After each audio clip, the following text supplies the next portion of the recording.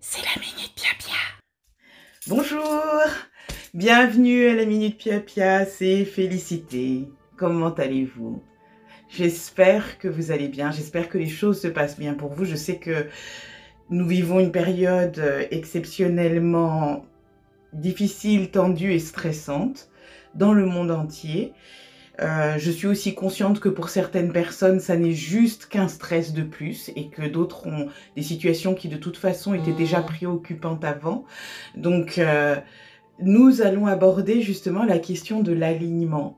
J'en avais déjà parlé, vous vous souvenez, j'avais parlé d'Abraham Hicks, cette femme Esther qui reçoit des messages qui nous permettent justement de nous apprendre à vivre au mieux et à créer des circonstances mentales et surtout émotionnelles qui nous permettent de transformer notre vie pour le meilleur.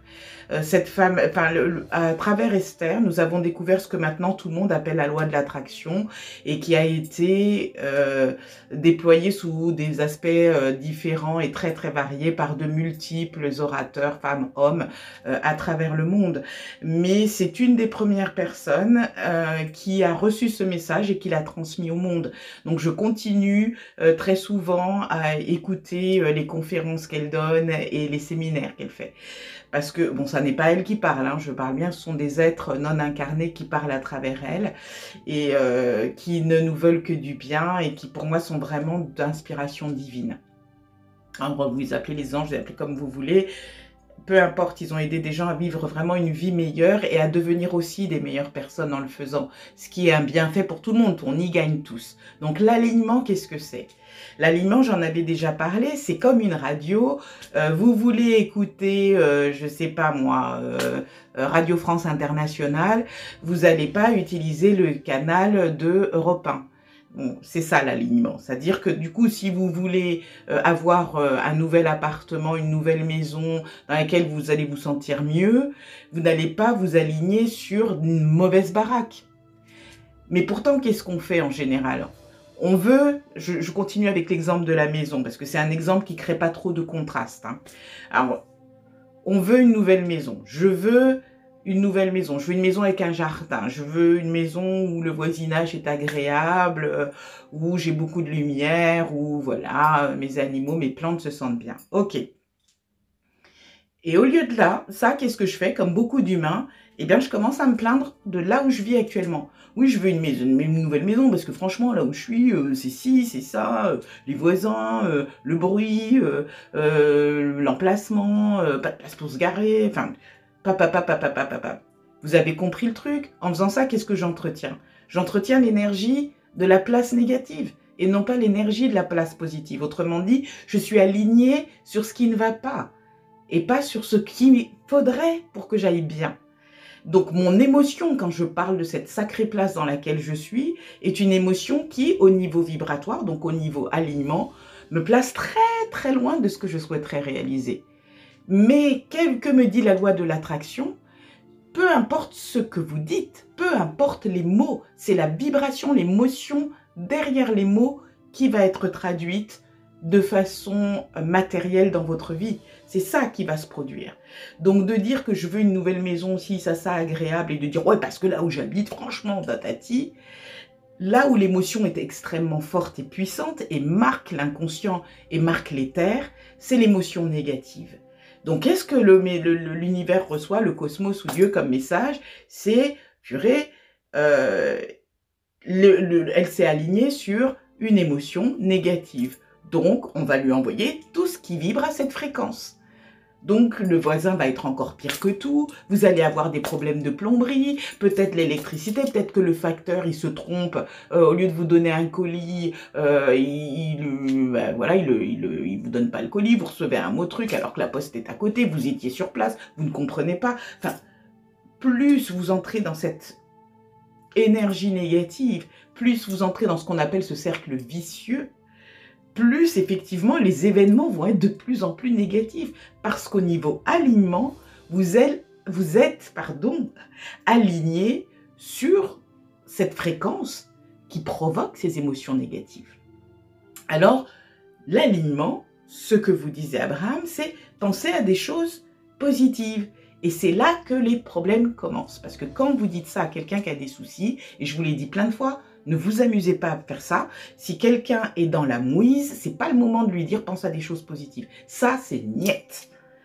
D'abord, c'est très agaçant, ça paraît insultant, et c'est très facile de dire ça quand on n'a pas des soucis soi-même. Alors, que peut-on faire dans ce cas-là? Eh bien, on prend le chemin de ce que Abraham appelle le chemin de moindre résistance. C'est-à-dire qu'on va essayer de trouver l'émotion qui est juste un petit peu plus élevée au-dessus de, par exemple, si quelqu'un qui est déprimé, au-dessus de l'abattement, bah, peut-être qu'on va monter au niveau de la colère. Parce que la colère, c'est déjà une énergie qui est beaucoup plus positive au niveau d'aliment que l'abattement. Dans la colère, on peut être poussé à faire des choses et à bouger. On sort de l'inertie. Vous voyez ce que je veux dire? Alors, comment vous pouvez arriver de l'abattement à la colère? Eh bien, peut-être que la personne est abattue parce que, là, j'ai eu le cas avec un ami, il a des problèmes au niveau de son travail et il est convoqué et il y a des chances qu'on le mette à pied et les conséquences vont être très dures pour lui puisqu'il gagne des primes sur son boulot. Donc, mis à pied et payé juste avec son salaire, ça va lui causer énormément de problèmes. Au départ, c'était l'abattement et surtout la peur. Il essayait de, voilà, il faisait l'autruche. Et puis maintenant, ben, quand on en parle, il est arrivé au stade de la colère. Ce stade est positif. Ne le voyez pas négativement. N'essayez pas de l'empêcher d'avoir la colère. Mais justement, quand la personne est arrivée à ce stade de la colère, qu'est-ce qu'il peut y avoir au-dessus qui lui permette de se réaligner de plus en plus avec une énergie d'ouverture? Eh bien, ça va être commencer à en rire. Alors, ça peut être, ah, mais ce truc-là, je vais lui faire la peau, de toute façon, il a une tête de perroquet, de toute façon, hein. Vous voyez ce que je veux dire? La personne va arriver à se détendre dans sa colère, bizarrement. Et en se détendant dans cette colère, il fait ce qu'Abraham appelle une sorte d'ouverture. C'est-à-dire, il s'autorise à se détendre dans une situation dans laquelle, au départ, tout était négatif, tout était obscurci. Et petit à petit, ça ne se fait pas forcément en un jour, vous allez voir les nuages s'éloigner de son ciel qui va devenir de plus en plus limpide jusqu'à ce qu'il y ait l'acceptation. L'acceptation, c'est quoi? C'est qu'effectivement, ma situation est dure en ce moment au travail, mais finalement, qu'est-ce que je veux? C'est la question que je lui ai posée. Qu'est-ce que tu veux? Et il s'est trouvé qu'il ne voulait plus bosser là-bas.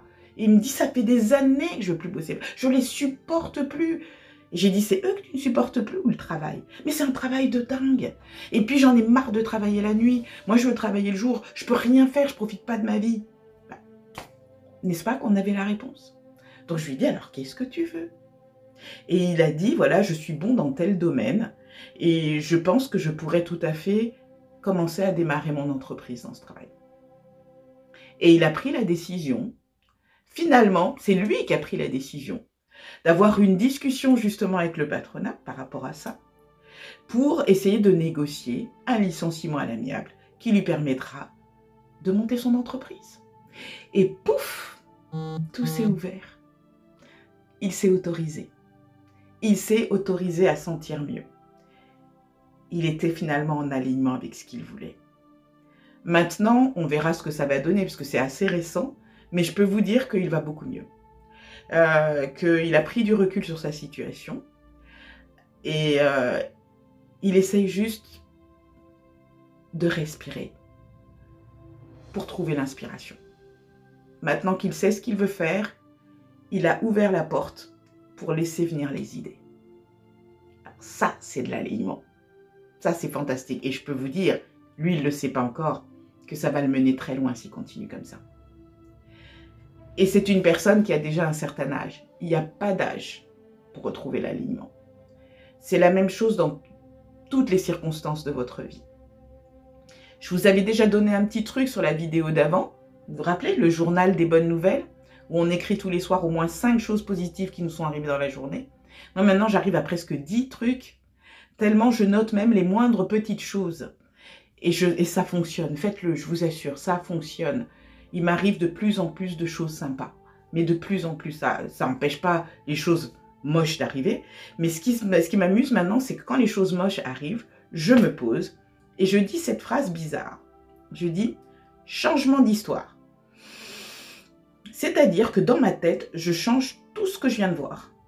Par exemple, je croise une personne qui vraiment, et c'est une femme, qui a toujours eu à cœur tout le temps où j'ai eu affaire à elle au niveau professionnel, elle a toujours eu à cœur d'essayer de me saboter. Je sais pas, c'est un de ses passe-temps, je sais pas. Maintenant, ça ne me touche absolument plus. Avant, au début, ça me peinait, après, ça m'avait mis en colère, et après, ça va me donner envie de me venger, ce qui est ridicule, parce que ça lui donne un pouvoir énorme. Et après, je me suis rendu compte juste que je m'en fous. Et je l'ai encore recroisée dernièrement, et quand je l'ai croisée, j'étais quand même un peu cratériée parce que je me disais, je pensais que j'aurais plus jamais à la voir, donc elle était là, et je me suis dit, change l'histoire. Et j'ai imaginé, dans mon histoire, qu'en fait, c'est quelqu'un avec qui je m'entends super bien. C'est tout. J'ai pas cherché à rationaliser, pardon, la chose. Je n'essaye pas de provoquer mon inconscient. Vous vous rappelez ce que je vous ai dit, hein. Quand vous allez très loin, trop loin, quelquefois, vous provoquez votre inconscient. C'est-à-dire que si vous racontez une histoire et qu'elle fait se lever quelque chose de négatif en vous ou un doute, genre ça m'étonnerait qu'un jour on s'entende et on soit amis, vous coupez tout et vous sortez de l'alignement. Donc mon truc, c'était de ne pas chercher à rationaliser. Rappelez-vous, je change une histoire, je raconte une histoire, je ne cherche pas à rationaliser. Donc j'ai dit, c'est super parce que depuis des années, on s'entend super bien. C'est juste ça que j'ai mis en tête.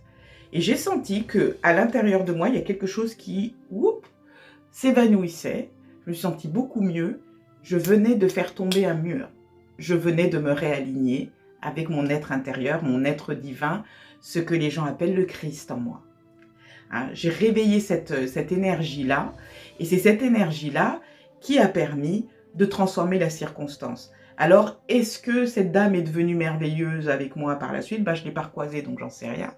Mais je sais que maintenant, si je pense à elle, j'ai plus du tout de... C'est léger, quoi. Il se passe rien de négatif et rien qui empêche justement le flot d'énergie de circuler librement et joyeusement dans ma vie.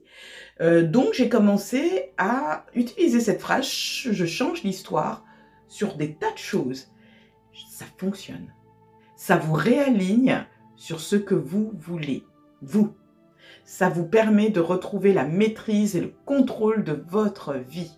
Bon, n'oublions pas que nous sommes des êtres divins, donc le contrôle suprême, finalement, il est à l'être suprême, nous sommes bien d'accord. Mais le libre arbitre fait, et c'est ça le vrai libre arbitre, que vous et moi, mes chers amis, c'est nous qui construisons nos vies.